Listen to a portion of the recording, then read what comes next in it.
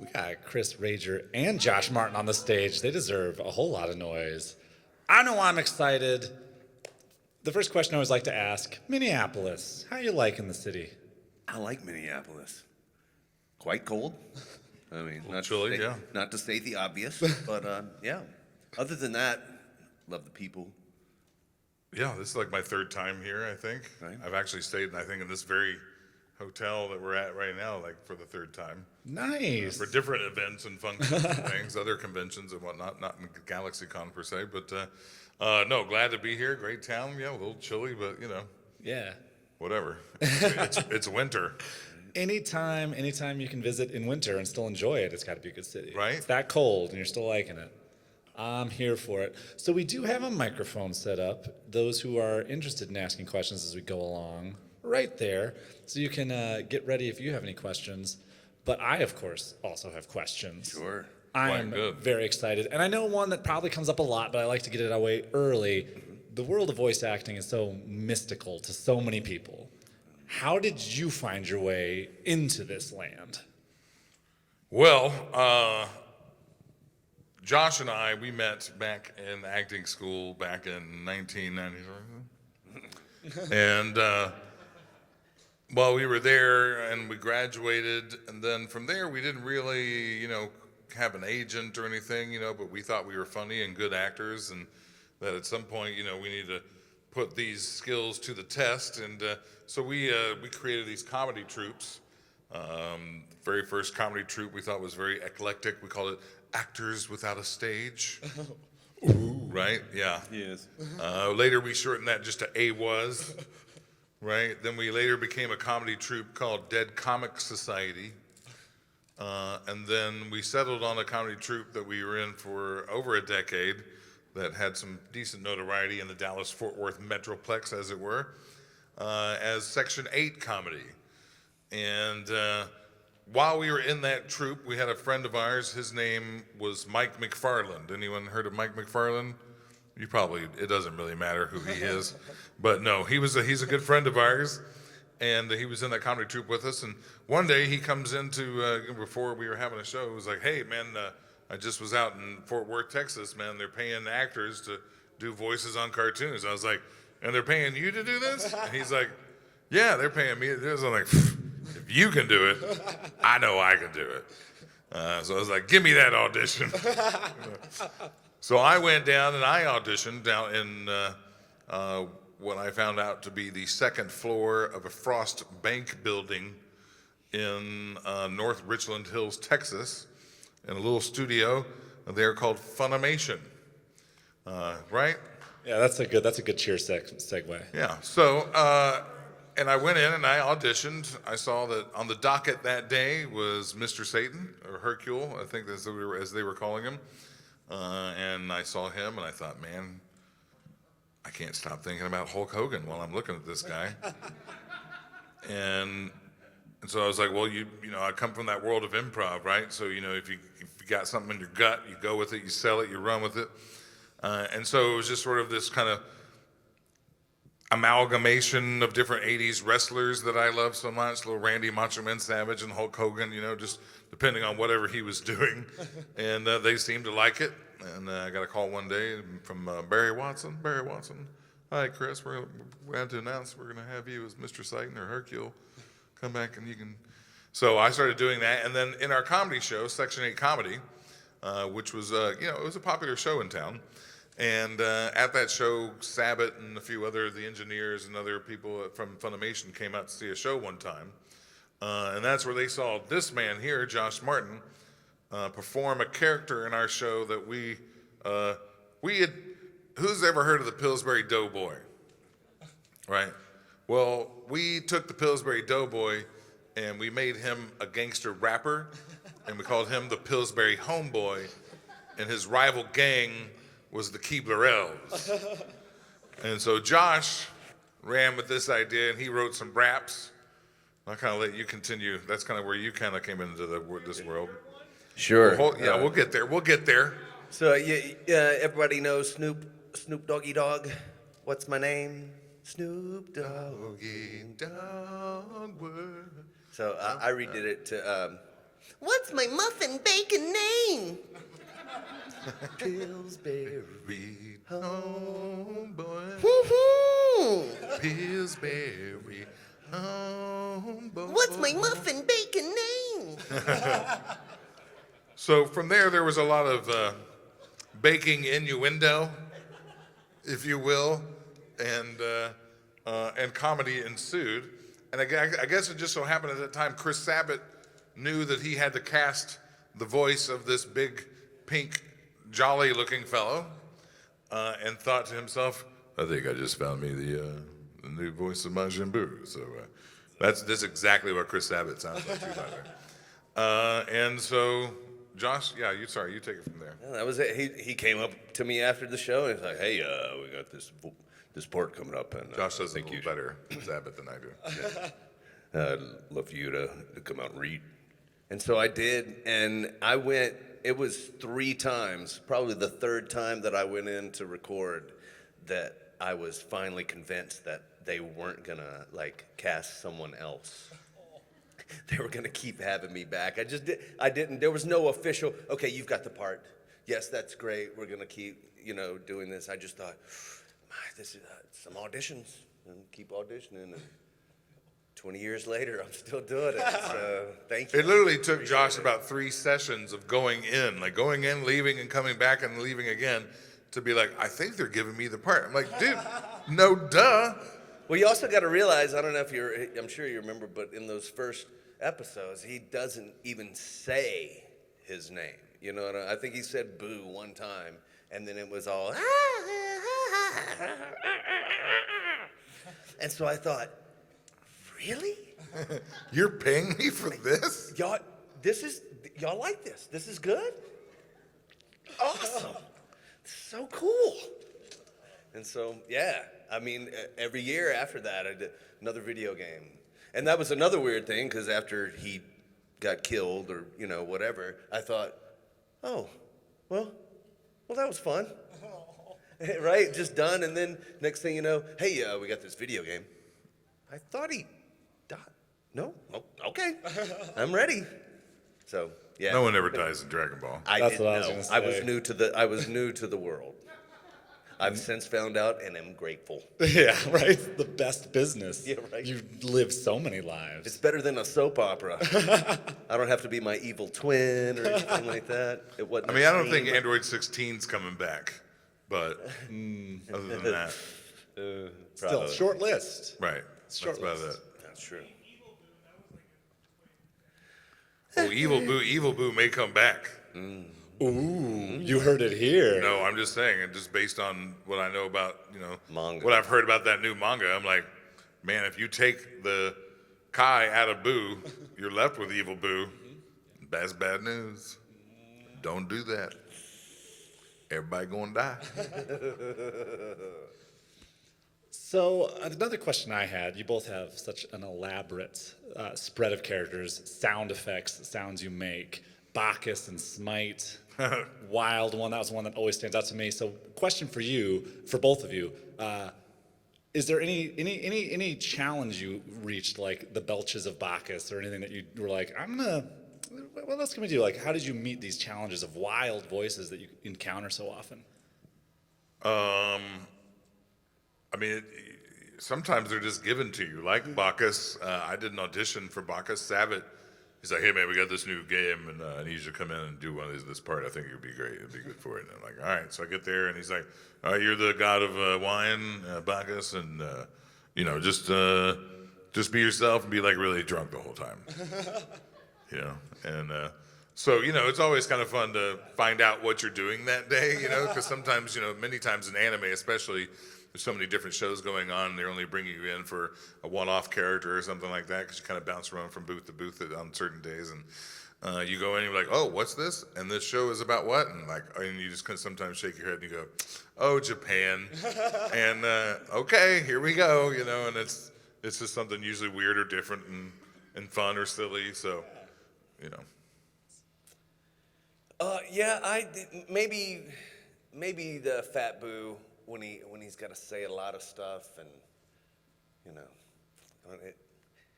it's kind of second nature by this point. Yeah. I don't think about it. I don't give it too much extra thought, but It's there. yeah. Great. Yeah. No, that makes sense. Yeah. Especially with how long it's been going. I think you've got the part, we can say. Yeah. Have them checks cash? All right, there you go. That's it. That's it. One reminder again, because I know that I have interesting questions, but I'm sure yours are even more interesting. We do have a microphone, especially those who are just making their way into the panel. You can ask questions. It's right there. You can form a line. You can tell that you got to move fast if you want to beat everybody else. And as that, there we go. Knew it. Fantastic. I was waiting for this. What was your favorite form of boo? Fat boo. That's the correct answer. Yeah. Thank you. And do you guys feel like, are you guys fans of the show now, or what is your favorite anime besides Dragon Ball? Yeah, no, I mean, these days I'm much more, I watch a lot more Dragon Ball Z than I ever used to back in the day, you know? I really only ever used to like watch my parts, like the parts I was in, because it was the parts I was recording, you know? So I had a good idea of kind of what was going on, but I didn't know much more of the backstory. And these days, I know a lot more about Dragon Ball than I ever meant to. Right. Which is cool, it's great. But my favorite anime, like probably growing up, oh man, probably between, what I now know to be Gatchaman, but back then we called it Battle of the Planets. And then there was what I now know as Star Battleship Yamato, but we called it Star Blazers. So I watched that, and now the fun thing is they reboot those shows, and I get to be in them, right? So now I'm like in Star Blazers. I'm like, hell yeah, that's cool. So shows like that, Robotech was one of my big favorites growing up as well. I even had like the motorcycle that would change into the backpack on the dude and everything. I love that thing. I don't know where I got it, but I felt lucky. Like who? Yeah. I knew my parents didn't buy it for me because they would have never spent the money on it. Someone else gave it to me. I can't remember who though. I was more of a cartoon fan. I really didn't watch anime per se. I knew of Speed Racer, but I wasn't a huge fan, to be honest. I only got into anime more after I got cast in Dragon Ball Z. I didn't even know what it was about, and since then, especially with the internet, I'm able to check out more and actually do research, like he was saying. I kind of have an idea of why Boo is doing these things, as opposed to back then. It was a cram course. Yeah. Right. But these days, I know everything there is to know about Mr. Satan. Yes. And a lot about Majin Buu, to be Yes. honest. So. Yes. I can do Chris's speech about why you should all thank Mr. Satan for saving the world 3 times. 3 times. 3 times. 1. No, I'm kidding. I'm sorry? Well, I started with Warner Brothers, Bugs Bunny, the classic there. I loved Laugh Olympics, Scooby-Doo. I loved Tom and Jerry. Animaniacs, to move on to the next generation of cartoons. Love Animaniacs. I mean, come on. All that. Simpsons. That kind of thing. Whatever. I watched it all. Awesome. Now, one other thing I wanted to, it's one of the themes of this. You guys, I think I can safely say, are friends. Yeah. Yes. That's a good assumption. Best friends since '95. Yeah, and you talked about how that kind of influenced getting involved with Dragon Ball Z and all that stuff, but working together as voice actors, as friends, how has that relationship helped? How has that made it interesting? Well, I mean, the great thing about one of the better moments in voice acting is when you go in and the person before you in the scene with you has already recorded. Because that way you have something more to play off of, right? As opposed to just sort of reading the line and kind of playing off yourself in a way. That sounded weird. Anyway, my point is, I guess I usually go in first, don't I? No, I usually go. You go in first? Okay, it's backwards. So at least I have something to play off of. But then there's other people in the scene that, we're usually the first ones they call in, and then it goes, on down the list, I guess, with the people who have more words than us, or more things to say, I guess. But what was the question again? How does our friendship Oh, my friendship. add to or affect what we do. Well, usually if there's like something there, I kind of have an idea of what the joke is, and I try to find something in which I can add to the joke. Yeah. Well, I got an example. Well, it's nothing you've seen yet. No? You'll see, but Uh-oh. but they called me in to do one part, and they told me that they were going to call Chris in to do the other part in the same scene. Yes. And so just knowing that, and knowing that because he did that because we are friends and Right. we have that rapport. So he did that knowing that I would know how to work and react off of him without him even being in the studio or even having laid it down yet. So That's I think true. that's something Yeah. that it definitely helps not only us but helps directors yeah. and other things. Yeah. Makes 'cause- their job a little easier. Right, because there's some little inside jokes there or something that they know that we'll be able to, or just two characters that maybe they remind them of us. Yeah. In some capacity too. So we definitely have gotten work that way. That's true. No. And in comedy, when we did comedy, we lived with each other a lot. There were 5 Right. of us living in one apartment at one time, and There we were all in the comedy troupe. So we literally, when we woke up, we were writing.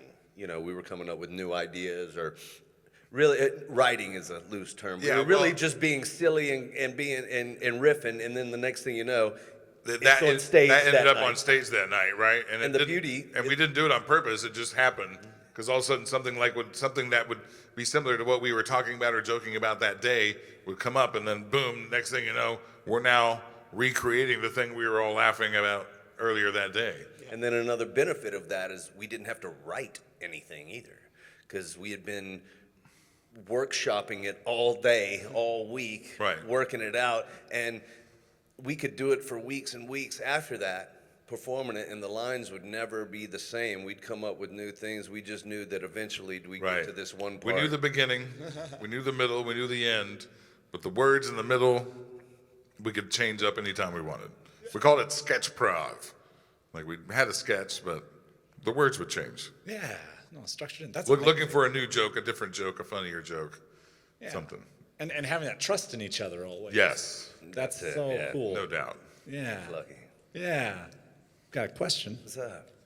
Yeah, so I was just wondering how things changed for you when you were doing Hercule, and in the Cell saga, he was taking all the credit for all of Gohan's hard work. Whoa, whoa, whoa, whoa, whoa.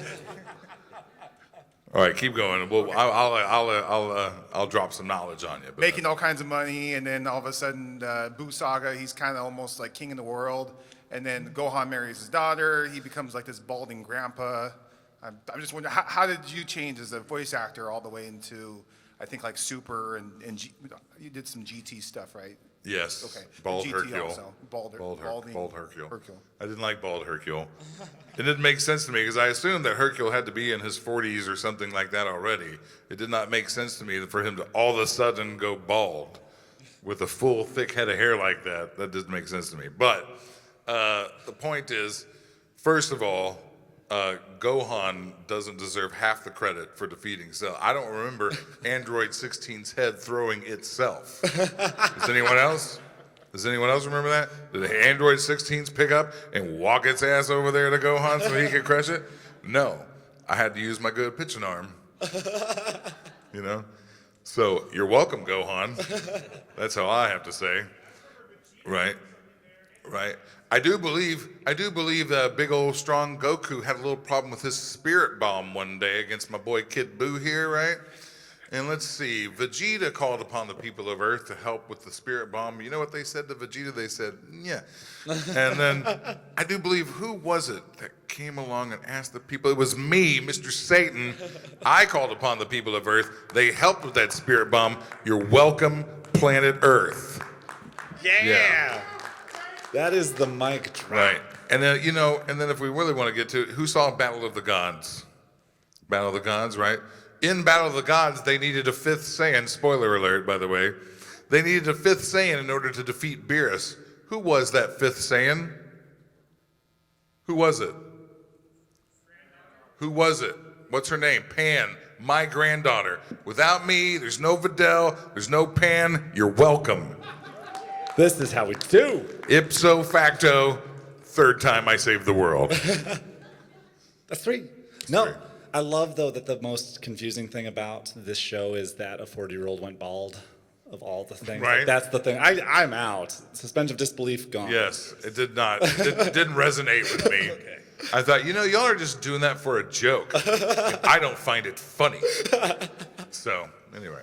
No, that's amazing. One of the things that's really interesting is you both have such a background in improv theater and live performance, and some voice actors will say that voice acting is a whole different ball field from stage acting or anything like that, and others say it's very much the same family. Where do you guys stand in that? Both. It's Yeah. a combination of. Acting's acting, whether you're on a stage in front of a camera, in front of a microphone, the tools change a little bit. How you use those tools as an actor changes a little bit based on the medium, but the access of making choices and feeling emotions and putting out emotions and things like that, that's all the same. Yeah. Exactly. That's perfect. What he said. Absolutely. Boom. Again, another mic drop. That's fantastic. Another thing that comes up, Torg. Yes. Any Borderlands fans? Very good. Very good. They're Thank you. docile for Borderlands fans. Lots of raised hands, but they're there. Torg yells a lot. Yes. How does Chris Rager yell that much? I just get really good at doing my lines, so I only have to do them once. Nice. And that really is the truth. I would say, especially in Borderlands 2, I didn't have too much to do in Borderlands 3 with Torg, but although I was the Goliath, I did a lot of screaming regardless. But you make sure you get that line in your mouth, and that when it comes out the way you want it to come out and sounds the way you want it to sound. And that on the other end, there's no technical glitches, I'd say if I did have to repeat a line, it wasn't because I screwed up. But when you do screw up, and especially in a video game session, it's not like you have to stop, wait, and start all over again like you do in anime sometimes, or at least you used to, because Pro Tools is an amazing thing these days. But, you screw up a line, you just, boom, you take that beat, and as long as you've got that first half, if you've got first half of a line, you did that right, and then you only screw up the second half, don't go back and do the first half again, just do the second half, and they can put that crap together for you. So you just get good at knowing, one, what your voice is capable of, and two, making sure that you don't have to use it on multiple, more than you need to. That's it. Right, especially if you're screaming and yelling. Reserve, yeah. Yeah. Only so much. And then, Josh, you mentioned being able to transition into video games after the possible death. What's the difference as you approach a video game, to a series? Chris touched a little on that, but I was wondering what when you approach a video game, how does that look compared to approaching a show? Well, I mean, just I guess the logistics of it are really the difference. I do a lot of Pete and repeat, so they'll play the Japanese version, and because the animation has already been done, there's no, and we don't get the animation. We're not looking at it to match those flaps. A lot of times you might see these games and Which is close. a little annoying, to be Yeah, honest. yeah. They should give us those cutscenes. So if you ever see like in Xenoverse or in Fighter Z, and you're like, man, these flaps are really off, that's because they didn't give us the scenes. That's it. And we were literally voice acting to a block Audio. of time. Yeah, so for instance, I would hear like, yuck, yuck, yuck, yuck, yuck, yuck, yuck. Drives me crazy. And then I would have to go, but I have to do it like a split second shorter so they could fit it in that same amount of time. So I'd have to hear it and kind of time it out in my head. And then when I was redoing it vocally, I had to, in my head, cut myself off a split second quicker. So it's really more mechanics. Okay. More mechanics for me, at least. Yeah. I don't know how the other guys do it, but The Majin Buu laugh in the Japanese is just unsettling to me, and I can't stand it. Kit, kit, kit. I'm like, what is that? Who laughs like that? No one. Anyway. Not in our. That's our how I city. feel. Not in America. No, not here. No. Not here. I've seen plenty of people of all persuasions laughing. I've never seen anyone laugh. Cat, cat, cat, cat. I'd be like, what's wrong with you? Somebody need to fix your laugh. Change your laugh. It is incorrect. Another thing you mentioned that was really interesting is, and I don't think a lot of people realize, is how rarely voice actors see or work against another voice actor. Have there been projects you've been on where you've gotten to actually be in a studio with folks, or is it mostly just you guys lone wolf it? I mean, the only time you're probably in there with other actors is the thing we called walla, which is like the background noise, crowd scene noises and stuff like that. But even then, after you're kind of all there together making, crowd noises, hey, cheers, you're just making mumbling noises and crowd sounds and things like that. Even after you're done, you do go in and like maybe do individual bit parts, like Soldier F who got shot in the face, or Barmaid G who dropped a glass or something. Anyway, I mean, just all different types of characters that you can play that only have one little reaction or one little line.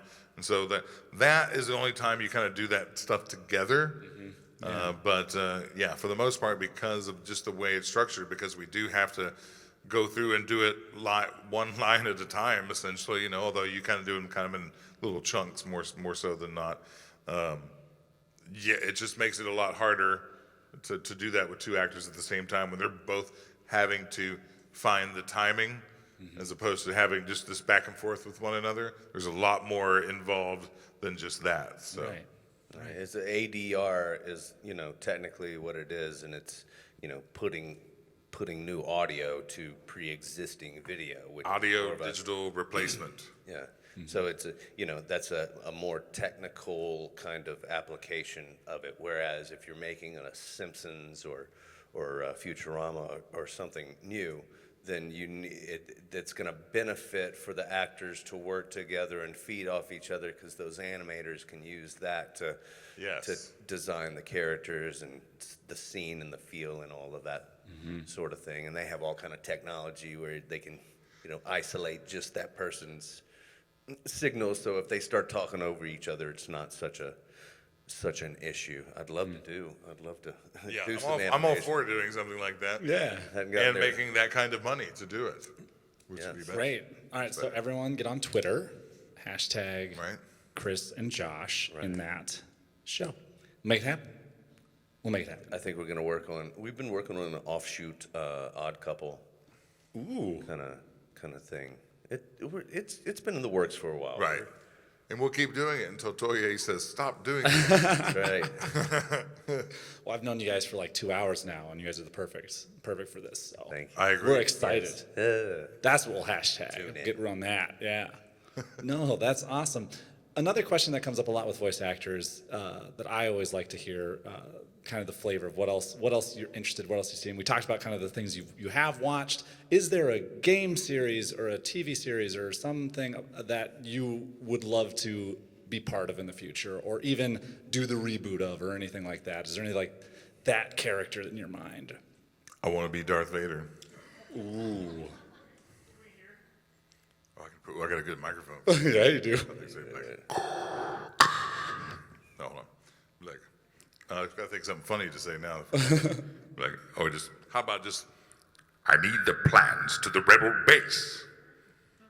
Huh? Oh. How about, They were stunned. what was the, I find your lack of cheer disturbing. I saw that on a Christmas sweater once. Nice. Not that I want James Earl Jones to go anywhere. I hope he lives forever. But just, passes it to me like he hands me the torch. He's like, you are Darth Vader. And I'm like, oh. There's like a thing. And then it's like a lightsaber moment. And I'm like, ah. Just have the helmet descend from the Right. roof. Oh, my God. Yeah. This is getting better and better. Yes. When I imagine voice actors passing something to me, I've thought about it, so I got your back. Boom. On these fantasies. Josh. There's too many. It's a fair answer. Man, when I was younger and could jump around, I wanted to be Spider-Man. I just thought that'd be a cool little double role to play in the mask and as the human. Yeah. I'd like to work with Tarantino one day, maybe. That'd be fun. Do a film, do a crazy Yeah. film. I like Yeah, I want to be clear. I don't want to be in the Vader costume. I just want to be his voice. You want to do what James Earl Jones Right. did. Unless someone else take that. Absolutely. Yeah. Exactly. I'm also in a Beastie Boys tribute band. I do He is. MCA's part. Oh. So I'm into music otherwise, and it's fun. I'm Check them out 44. on YouTube, man. They're really good. That segues perfectly to my next question. Go I had on. to act surprised, but I did know this about you. It's amazing. What are your favorite songs to play in this band? All of them? Well, my favorite one to rap is probably "Shake Your Rump." Ooh, that's a fun one. We play instruments as well. Yeah. So I like to do Sabotage. Absolutely, that's fun. It's the first time I've ever played bass on stage, and it's pretty cool, Awesome. pretty fun.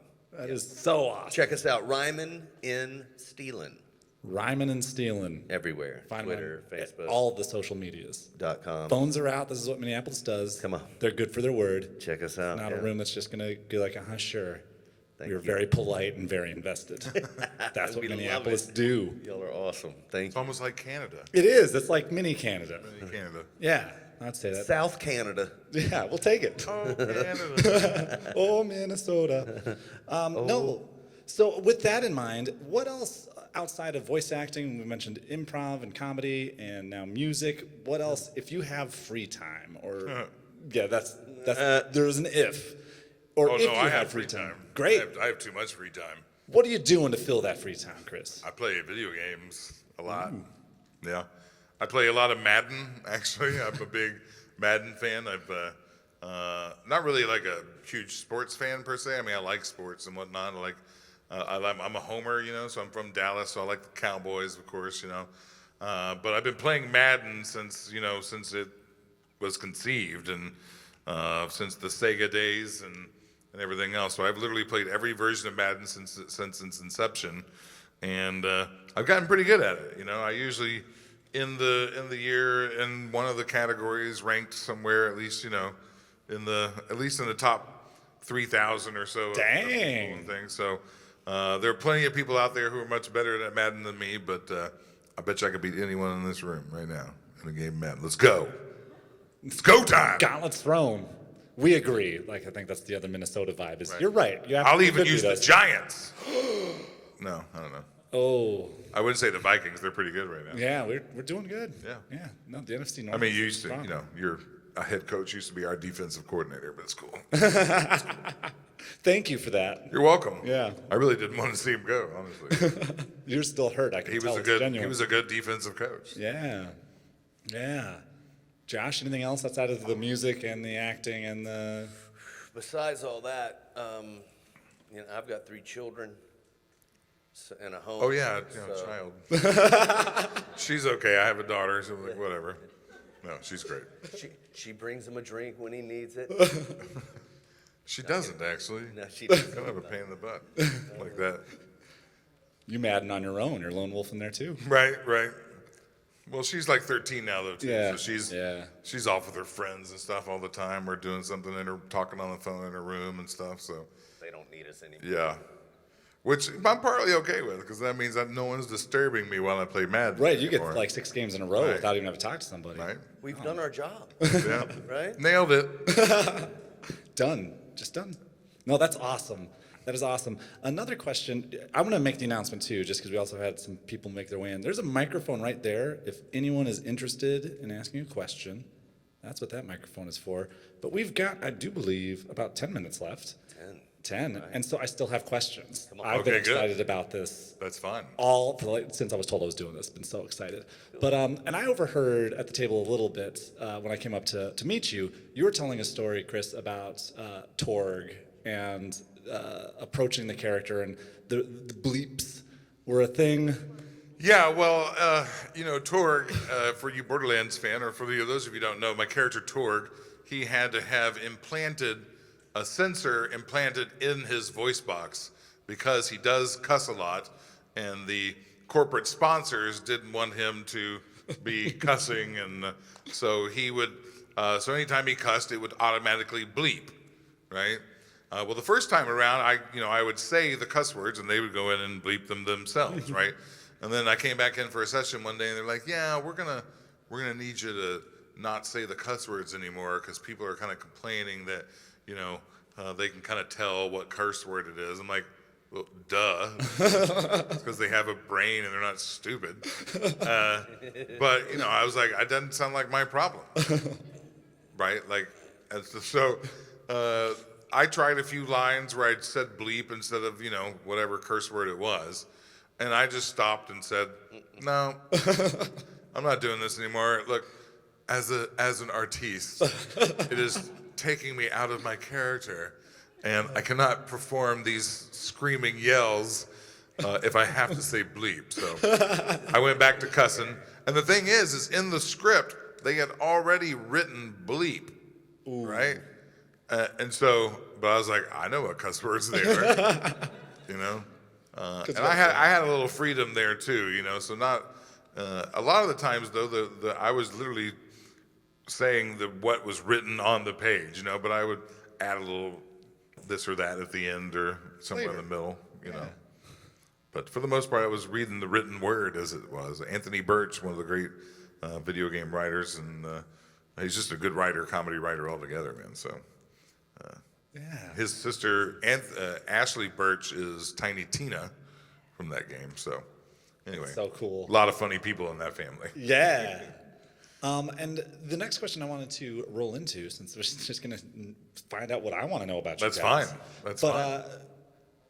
With your careers, is there a scene or episode that really stood out to you as a powerful scene or a fun scene that you really took away a little special heart from?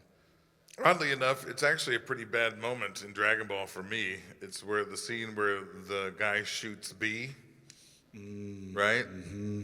But oddly enough, it was myself and Josh, of course, we were in that scene. And the guy, Van Zant, for those of you who don't remember, he was a blonde-haired, ponytailed man with a gun, and he had an Australian accent. That was played by our friend Mark Orvik, who was also in that comedy troupe we were talking about earlier with Mike McFarland and others.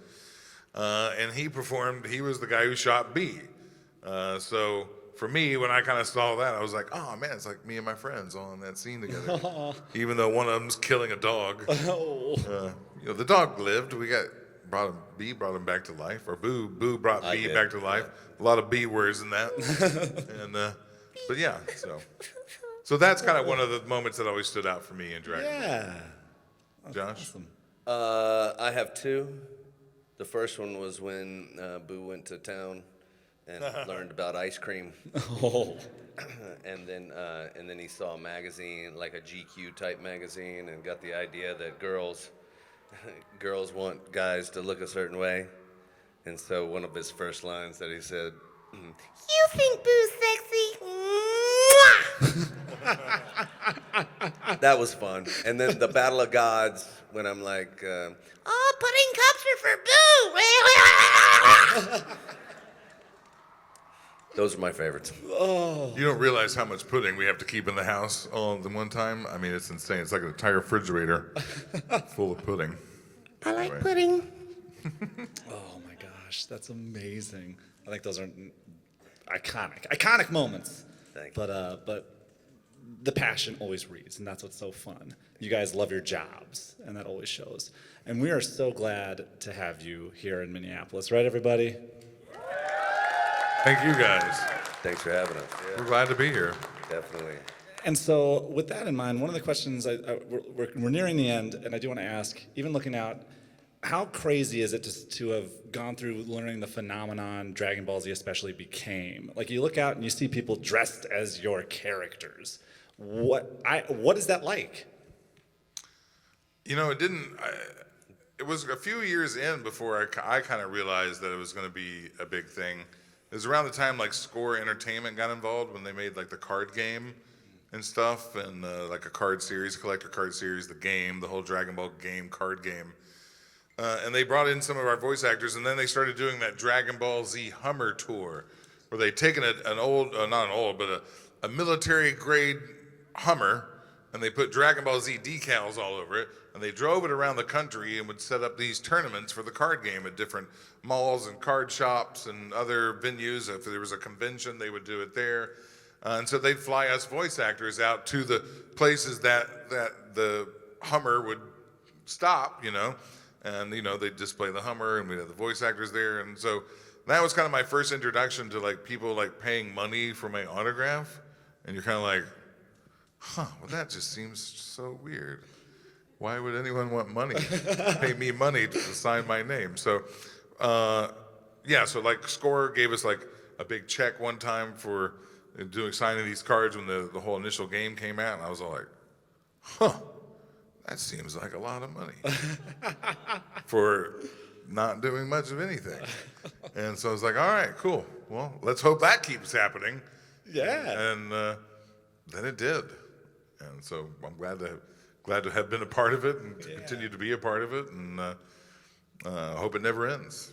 I know I speak for all DBZ fans when we say we agree. Right. We are so excited. Right? It doesn't look like it's gonna either. So. Right? No, not anytime soon, and we are happy for that. Josh, meeting people that know your characters, know more about you than sometimes even you remember sometimes. What is that like? It's surreal. It's sometimes maybe a little, I don't know, catches me off guard sometimes. But I dig it. I wouldn't have gotten into this business if I wasn't able to handle that, and my ego loves it. So tell me all you want. I appreciate it. Great. So yeah, thanks for having me. Minneapolis, this is. Give yourself some some credit. love. Minneapolis! Thank y'all. Because Thank y'all. none of us would be up on the stage without you all. Your passion, your excitement, your fandom, your fandoms, plural. Thank you, everyone. Ladies and gentlemen, this is Chris Rager, Josh Martin.